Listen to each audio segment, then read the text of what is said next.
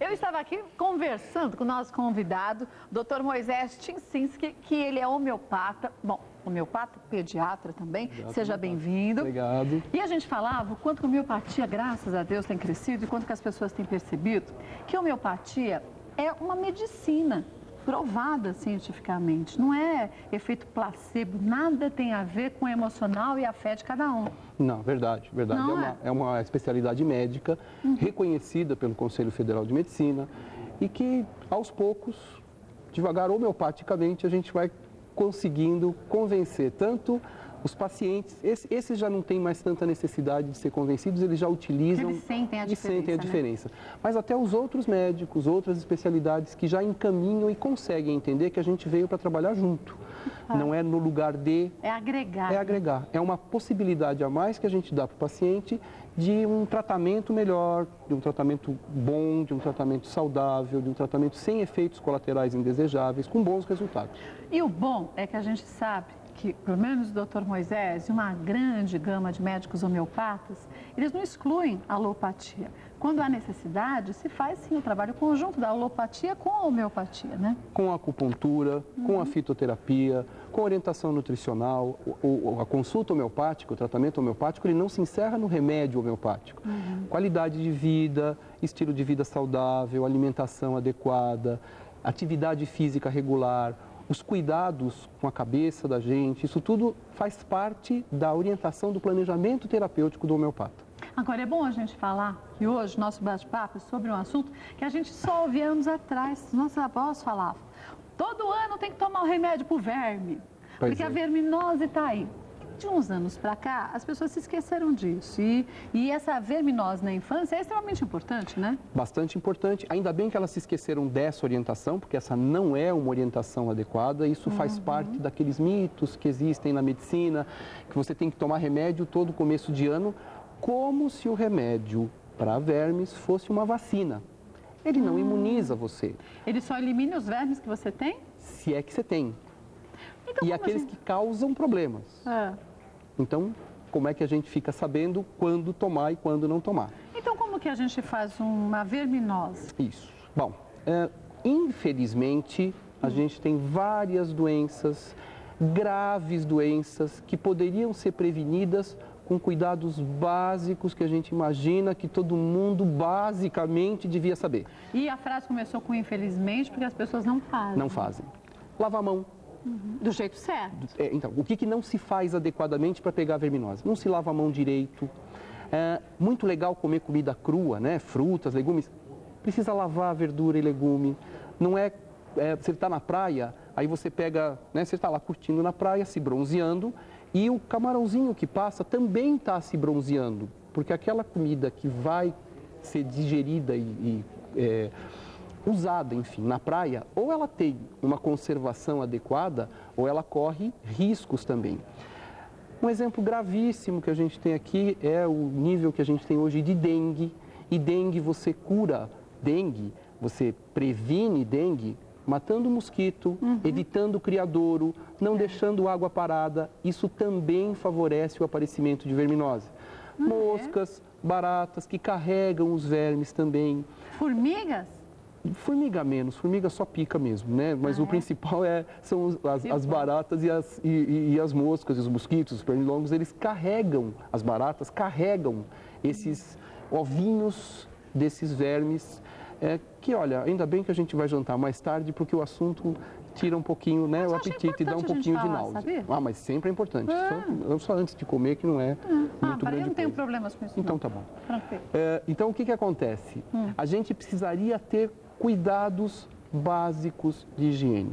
Infelizmente, isso não acontece. Então eu vou te contar uma estatística recente. 3 bilhões e meio de pessoas no mundo são portadoras de verme. 3 bilhões, e meio? Dessas, 450 milhões de pessoas apresentam sintomas por conta e problemas relacionados à verminose. Mas quais tipos de vermes? Olha, os mais comuns aqui no Brasil, a gente não tem uma estatística, isso aparece muito nos trabalhos que são feitos, então. Os principais são a lombriga, que é o Ascaris lumbricoides. Que a gente pega dessa falta de higiene Todos mesmo? todos eles são pegos por água contaminada, por alimento mal lavado, por unha, né? Alguns cuidados, olha só como é que é, né? A gente imagina, acho que já conversou sobre isso aqui uma vez, a gente imagina que boca de mãe seja santa, né? Então, caiu a chupeta no chão, ela pega a chupeta, limpa e põe na boca do bebê. Se ela tem verme, o bebê tem verme. Se ela tem sapinho, o bebê tem sapinho. Se assopra a papinha do neném para esfriar, lá vai vermezinho, sapinho, cárie. Cárie, que é uma coisa que também deve ser considerada uma doença infecciosa, porque ela pega também. Até no beijo, viu? Vocês que saem beijando qualquer uma por aí. Aliás, se você for olhar o povo aqui atrás, é um povo que tem cara de que aproveitou bem o carnaval. Ah, mas o povo aqui aproveitou com as suas esposas, porque só tem homem casado aqui. Que é tudo de aliança no dedo. A gente então só contrata casada, que é nada, mentira, gente. Só porque tem a doença do beijo, que é a mononucleose. É um vírus com uma doença importante que na época de beijação, isso é vírus, não tem a ver com a verminose, mas aproveitando do beijo que você falou, a doença do beijo, conhecida como a doença do beijo, é a mononucleose. Vem com quadro febril, gânglio, tal. É um quadro que pode ser um quadro relativamente sério. Não é o mais comum, um quadro sério, mas acontece pelo beijo, que é muito legal. Além disso, os cuidados que a gente deveria ter com roupa que se lava direito, com casa que se limpa direito. Você imagina que a criança engatinha, o bebê engatinha, e ele vai engatinhando e arrastando a mão, depois você pega a mão do bebê e tudo dele vai para a boca. Então você pode ter esse quadro de verminose, inclusive em crianças. Alguns deles são visíveis. Então, isso é o que a gente não vê tanto mais hoje em dia. A gente já via muito mais isso. A lombriga, ela vive no corpo da gente, ela quer sair. E por onde tiver espaço, ela sai. Pelo ânus é o mais bonzinho, né? Mais bonzinho? Quer dizer, a gente vê saindo pelo nariz, pela boca. É mesmo? Isso acontece. É por onde sai. Então, por exemplo, muito comum... Mas como ela vem? Ela vem do estômago e vai subindo? Vai para o sistema digestivo. Nariz? Só para você ter uma ideia, existem 3 vermes que têm ciclo de desenvolvimento dentro da gente que passa pelo pulmão. O Ascaris, o Ancilóstoma, que era do amarelão, jeca tatu, e um outro que se chama estrongiloides. Eles podem provocar crises de bronquite com o ovinho lá dentro. E aí a criança toma remédio para bronquite e não trata o verme, não adianta nada. Não adianta nada. E, infelizmente, existem alguns mitos, um deles a respeito do remédio, a gente vai falar deles, mas aquela história assim, vamos dar o remédio logo, porque o exame de fezes não pega o bicho, não pega o verme quando a gente quer fazer o diagnóstico para saber que remédio dá adequadamente para cada verme. Mas pega? E não se faz, pega. A gente tem técnicas específicas, se faz, por exemplo, coleta em 3 amostras, isso aumenta a positividade em 90%, 100%? Talvez não. Mas o que a gente vai buscar? A gente vai buscar o quadro que dá sintomas. Todo mundo aqui tem verme? Se você for imaginar, isso foram feitos alguns trabalhos, para você ter uma ideia, de 40% a 50% em algumas cidades apresentam incidência de verminose. Desses, em algumas cidades, 85% chega a ser de lombriga. Outro deles é a giardia. A lombriga a gente vê. É um tipo de verme que se chama euminto. A giardia? A giardia é um protozoário. A gente não vê. E os sintomas são parecidos. Quais são? Dor de barriga. Aquela criança que prende o intestino, solta o intestino. Prende o intestino, solta o intestino. Fica fraquinho, então pode causar anemia. Essa anemia pode levar num quadro mais grave, esse quadro da verminose mais anemia, a um quadro de desnutrição, a um quadro de má absorção do alimento, porque ele ataca o intestino, provocando às vezes a microhemorragia, que é onde você vai ter anemia, e provocando uma má absorção do alimento. Então a criança fica desnutrida. Uma criança anêmica, não tratada adequadamente nos 2 primeiros anos de vida, vai desenvolver na vida de criança maior e adolescente uma deficiência de desenvolvimento, não o emocional, mas principalmente o cognitivo. Então, ela tem uma dificuldade de aprendizado. Quer dizer, ela pode passar a primeira infância inteirinha, tendo problema, ninguém percebendo, a segunda infância, chega lá para frente com o mesmo problema, já vai tendo algumas deficiências, dificuldades, e ninguém continua a perceber. Fica colocado como criança que tem déficit de atenção, ou a criança não escuta, ou a criança tem algum outro tipo de problema comportamental, e na verdade é o verme que está lá. Mas e você estava comentando, de uma população, sei lá, de 10 pessoas, quantas tem verme?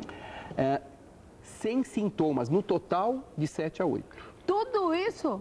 Gente, eu não tenho, porque eu faço exame anual, viu? Eu já acostumei a fazer isso, sabia? Então, tá. Todos os anos eu faço uma bateria de exames, hemograma, fezes, urina, blá, blá, blá, porque é melhor a gente saber das coisas antes, né?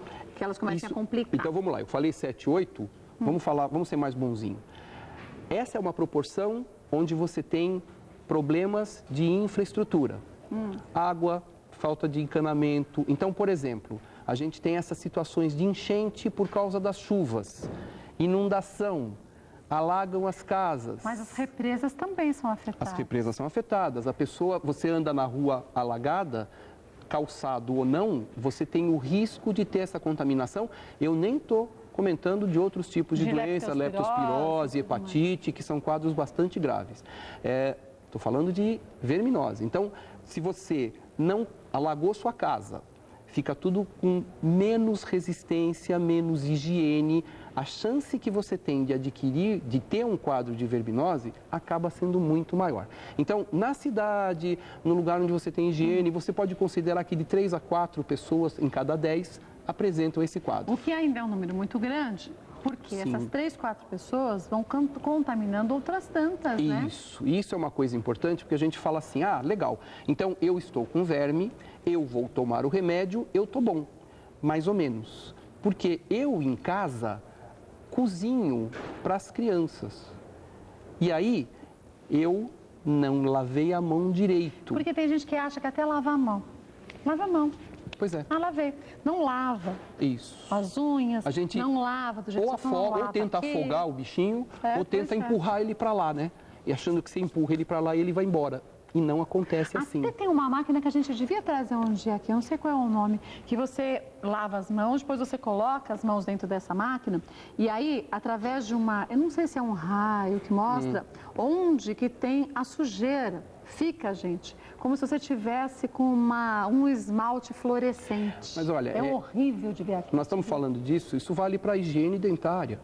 A gente acha que escovar dente... então quando é que você vai na primeira consulta? Quando é que você leva a primeira consulta para o dentista? Quando nascer o segundo, terceiro dente, já pode ir para o odontopediatra para fazer odontopediatria preventiva. Mas tem um enxaguatório bucal, um produto que você faz um bochecho e ele mostra onde que você está com... Isso você tem. Tudo isso aparece nessas propagandas, alguma coisa. É bom para as pessoas perceberem se estão fazendo a higiene certa ou não. Mas melhor do que isso é ir procurar o dentista. Não, isso claro. Aí você vai procurar o dentista, aí ele te orientou a escovação. Aí você faz no primeiro dia, no terceiro dia, 2 semanas depois, acabou. Então, acabou. E o quadro de verminose, a gente fica sempre preocupado com o agora. Estou com dor de barriga, vou fazer um exame de fezes. O exame de fezes deu que você tem um verme. Você toma o tratamento, tem que tomar o tratamento adequado. E muitas dessas situações você tem que, por exemplo, repetir o tratamento daqui a 10, 15 dias, porque você tem o ciclo pulmonar, aqueles bichinhos que vão se desenvolver mais tarde. Muitos desses tratamentos, a gente tratou todo mundo em casa, muito legal. Aí, aquela pessoa que vem te ajudar a fazer a faxina, a passar a roupa e que faz a comida das suas crianças e a sua, você esqueceu que ela também vai para sua casa. E também deve ser tratada. E também precisa ser tratada. Então, por exemplo, dá remédio para todo mundo em janeiro? Não. Faça exame. Faz vacina? Não, isso não é vacina. Mas, uma vez em determinados tipos de verme, que você tenha um na casa, todos têm que se tratar. Nem necessariamente precisa se fazer um exame. Nessa hora, pressupondo, porque aí, como é que a gente faz? Exame de fezes, 3 amostras. Cada laboratório tem a sua rotina. Como é que é a história? Você pega a latinha no laboratório e põe na geladeira. Alguns levam isso. Alguns recomendam que você saia. 2 horas. Isso. Outros põem na geladeira. Então, veja só como é que funciona. São 5 pessoas em casa. Cada um evacua num horário com o seu diferente. ritmo. Então, na hora de levar, isso fica muito difícil. Então, uma vez que eu saiba que um na casa tem, aí sim eu estou autorizado a tratar o resto da casa para poder garantir que naquele ambiente eu estou seguro. Ah, mas olha, sabe onde essa criança pegou esse quadro? Pegou na escola. Então tá, o que vai acontecer? Tratou todo mundo em casa, daqui a X, um mês, 2 meses, 3 meses, nós vamos repetir esse exame. Repetiu o exame, o verme está lá. Foi o remédio que não deu certo ou foi a criança que se recontaminou? Complicado de saber. Você pode fazer os exames do resto do pessoal da casa. Ou você pode perceber que numa segunda possibilidade, você vai perguntar para onde essa criança anda, onde essa criança fica. Quer dizer, na escola se tem outros casos, né? E aí você vai à escola e dá um toque, ó. Meu filho está tendo esse tipo de quadro, será que mais alguém aqui? Não seria interessante fazer um exame nas mãos das pajens, das moças que cuidam, das auxiliares, de quem faz a cozinha, de quem dá banho na criança, para saber se lá eles não têm também? E você sabe que eu estava falando da unha e estava lembrando. Eu sempre tive um horror à unha suja.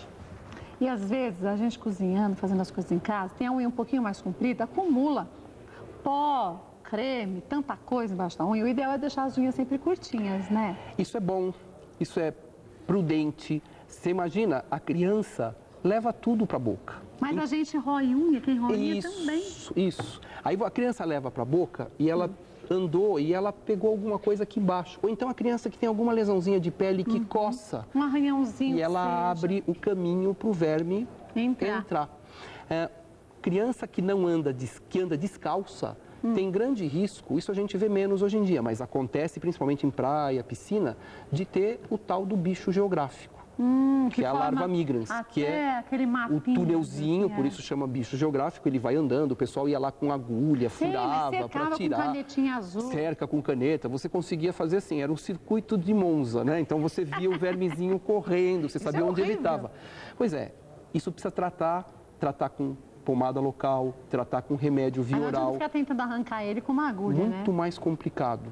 E vai lesionando a vai pele abrindo e outros problemas podem surgir. Isso. Então, o mais importante que eu vejo em todas essas situações, e em verminose não é diferente, a gente deve sempre evitar a automedicação. Ah, mas sabe, a minha vizinha tinha um primo que tinha um amigo, que tinha uma namorada que teve um negócio muito parecido com esse. Temos a mesma coisa. Isso, então vamos tomar o mesmo remédio. E as pessoas acham, por exemplo, que remédio de verme, ele não traz efeito colateral. Mas traz?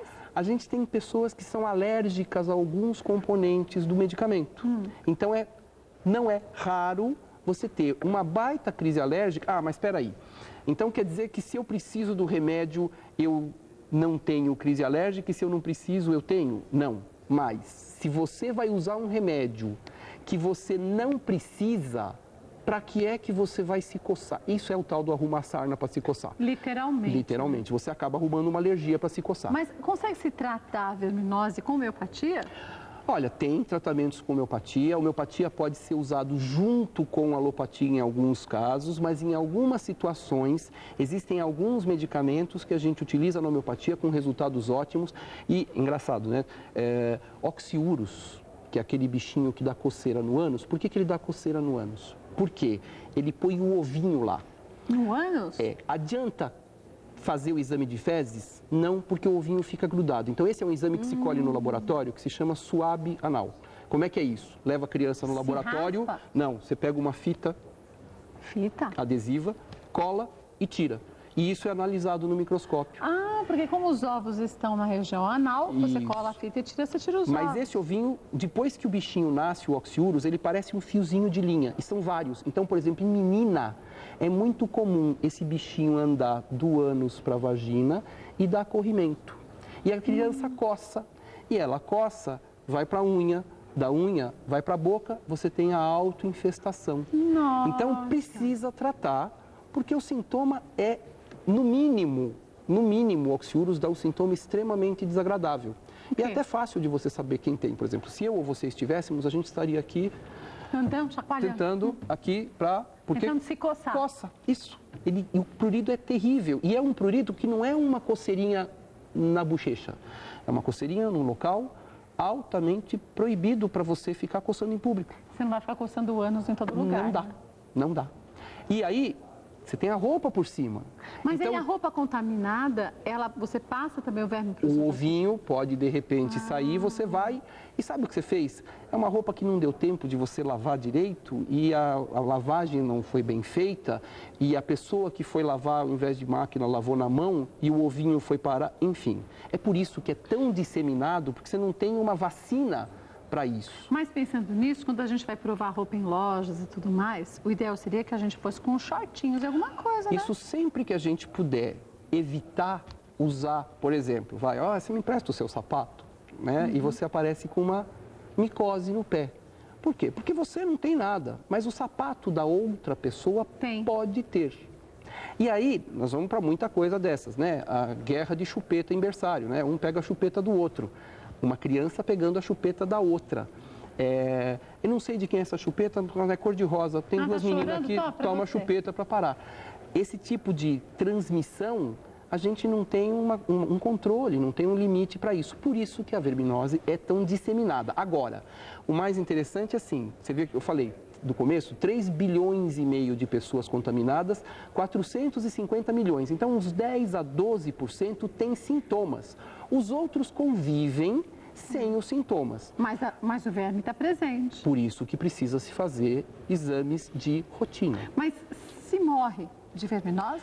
Até há um bom tempo, quando eu me formei na faculdade, isso já vai fazer mais de 3 anos, mais ou menos. É o que é bem recente. Mas muito já. Não, já faz, bota zero aí. A gente tinha...